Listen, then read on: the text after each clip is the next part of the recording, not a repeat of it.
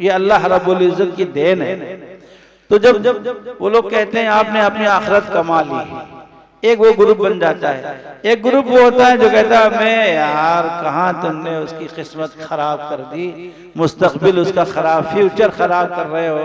वो मस्जिदों में चटाइयाँ बिछाएगा, झाड़ू लगाएगा, हाथ में टिफिन लेगा, घर घर दरवाजे दरवाजे फिरेगा, खाना मांगते हुए 2000 4000 तनख्वाह मिलेगी। मेरे बुजुर्गों में बताऊं आपको बरकत, मैं तो कसम खा सकता हूं और इंशाअल्लाह हानिस नहीं होऊंगा। एक हाफिज कुरान के रिस्क में उसकी तनख्वाह 10,000 12,000 है और एक शख्स की तनख्वाह 1 लाख रुपए है। ये 10,000 12,000 वाला 2 बार हज कराता है और 1 लाख वाला 1 बार भी हज नहीं कर पाता। इसके रिस्क में बरकत है कि नहीं है? इतना बड़ा खर्चा, ये 2 बार हज कराता है, कई उम्रे कर लेता है। 1 लाख वाला ये हज नहीं कर पाता, उम्रा नहीं कर पाता। ये रिस्क की बरकत है। अल्लाह हाफिज कुरान के रिस्क में बरकत अता फरमाते हैं। इसलिए मेरे बुजुर्गों, अगर किसी के जहन में ये बात आए कि मैं अपने बच्चे को या अपने खानदान के किसी बच्चे को हाफिज कुरान बनाकर दुनिया के अंदर उसको तंगी में मुब्तला कर रहा हूं, तो उसकी बहुत बड़ी भूल है, उससे उसको तौबा करनी चाहिए। अल्लाह अपने कुरान पाक की बरकत से अपने बंदे के रिस्क में बरकत अता फरमाता है। और बरकत मतलब क्या होता है? आसमान से गड्डियां टपक पड़ती हैं, ऐसा नहीं होता। अल्लाह अपने बंदों के दिलों में डालता है। डॉक्टर के पास जाएंगे, डॉक्टर फीस नहीं लेगा। हमारे यहाँ लखनऊ में कई डॉक्टर मुस्लिम ऐसे हैं जो हालत को देख करके फीस नहीं लेते हैं। 1500 1600 रुपए फीस है, फीस नहीं लेते हैं। और फिजिशियन सैंपल्स जो उनके पास आते हैं वो जोड़ जोड़ कर अपने कंपाउंडर से कह करके उसको दे देते हैं कि 1 महीने की दवा तुम ले जाओ, खाना खा ले। बरकत का ये मतलब होता है। अल्लाह ताला वो गोश्त लेने के लिए जाता है, गोश्त बेचने वाला पैसा नहीं लेता उससे। वो सब्जी खरीदने जाता है, सब्जी वाला पैसा नहीं लेता उससे। वो फ्रूट लेने जाता है तो फ्रूट वाला पैसा नहीं लेता। वो हर दिन कोई ना कोई फल घर भेज देता है। बरकत इसका नाम है, भुखमरी नहीं मुब्तला होता। तो लिखते हैं कि एक ग्रुप वो होता है जो मुबारकबाद पेश करता है, एक ग्रुप वो होता है जो उसको तंग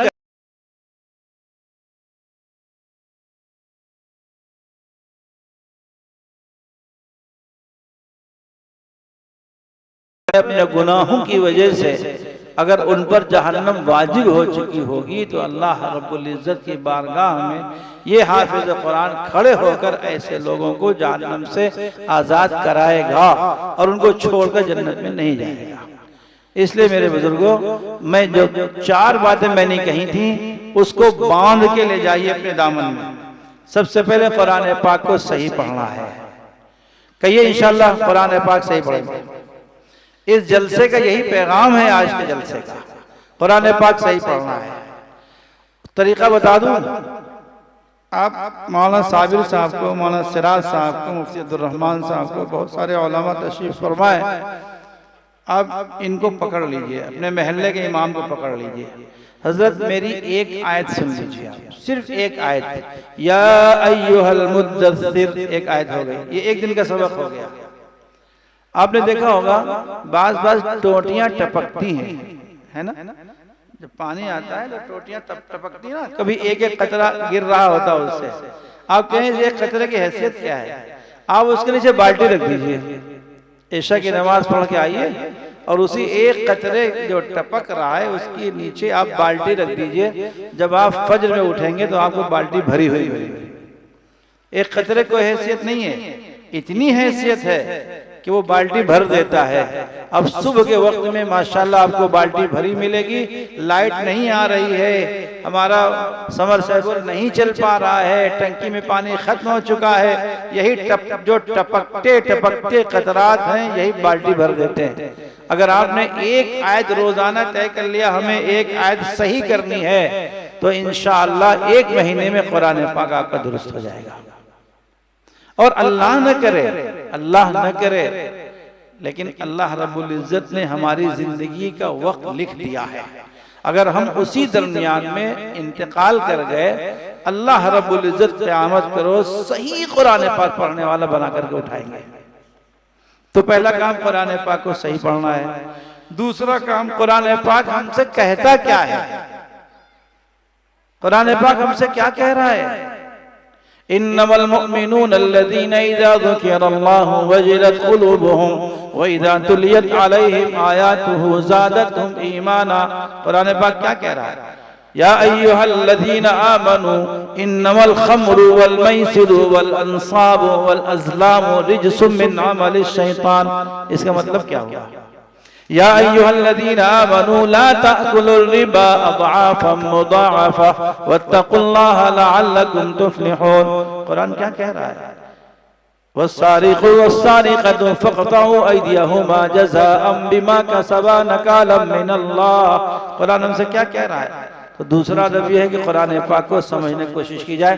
आप ये तय कर ले, मुझे रोजाना कुरान पाक की एक आयत का तर्जमा देखना है, तफसीर देखनी है, कुरान पाक हमसे क्या कह रहा है। आज इस्लाम दुश्मन ताकतें हर तरह से हमारे सीने से इस्लाम को, कुरान पाक को निकालने की कोशिशें कर रही हैं। मुसलमान के सीने से कुरान निकल जाए, इस्लाम निकल जाए, हमें कोई फिक्र करने की जरूरत नहीं है। और यही वजह है कि हमारी बच्चियों में आज इस्लाम न होने की वजह से, हमारे बच्चों में इस्लाम न होने की वजह से मुर्तद हो रहे हैं। आपने देखा होगा अभी हमारे नदवे से मुत्तसिल एक मंदिर है, मनकामेश्वर मंदिर, अभी उसमें 2 मुसलमान, इसी हफ्ते में दो मुसलमान हिंदू बने उस मंदिर में जाकर। ये कौन है, इनके अंदर इस्लाम, ये जानते ही नहीं, इस्लाम का अलिफ भी नहीं जानते। तो जिम्मेदारी हमारी और आप सबकी जिम्मेदारी है कि हमारे पड़ोस में अगर कोई शख्स ऐसा है जो इस्लाम नहीं जानता है, उसको इस्लाम सिखाना है, उसको कुरान पाक सिखाना है। क़यामत के रोज हमसे इसका सवाल होगा। तो दूसरा अदब यह है, कुरान पाक की एक आयत रोजाना हमें उसका तर्जुमा तफसीर पढ़नी है, कुरान पाक हमसे कहता क्या है। तीसरा क्या है, उस पर अमल करना है, ये सबसे अहम है, हमें कुरानी तालीमात पर अमल करना है। और चौथा काम यह है, कुरान पाक को फैलाना है, दूसरों तक पहुंचाना है।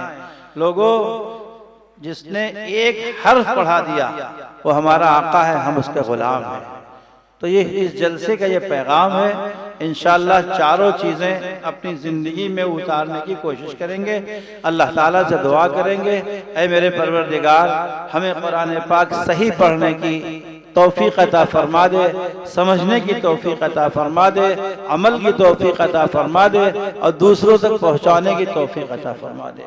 मैं अक्सर कहा करता हूँ, ये बच्चे जो अल्लाह ने हमें दिए हैं, ये नेमत भी हैं और अमानत भी हैं।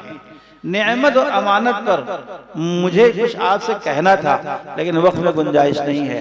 नेमत तो इस बिना पर है, कितने घर ऐसे हैं जहाँ औलाद न होने की वजह से वो घर कब्रिस्तान बने हुए हैं, और जिन घरों में बच्चे हैं जन्नत का नमूना बने हुए हैं। अमानत ये है, अगर हमने इनको कुरान न दिया, अगर हमने इनको ईमान न दिया, हमने इनको इस्लाम न दिया, तो क़यामत के रोज अल्लाह की बारगाह में ये खड़े होंगे। जिन बच्चों के खातिर हमने अपने आप को गुनाहों में मुब्तला किया, हमने रिश्वतें लेके इनकी ख्वाहिशात पूरी की, हमने हराम कमाई करके इनकी पढ़ाई मुकम्मल की, दुनियावी पढ़ाई, यही बच्चे क़यामत के रोज अल्लाह की बारगाह में खड़े होंगे और हमारे खिलाफ अल्लाह की बारगाह में मुकदमा दायर करेंगे और कहेंगे, रब्बना इन्ना अताना सादतना व कुबराना फअदल्लूना सबीला। अल्लाह, ये हमारे वालिदैन हैं, चचा हैं, चची हैं, मामू हैं, ममानी हैं, खाला हैं, खालू हैं, फूफी हैं, फूफा हैं, हमारे भाई बहनें हैं।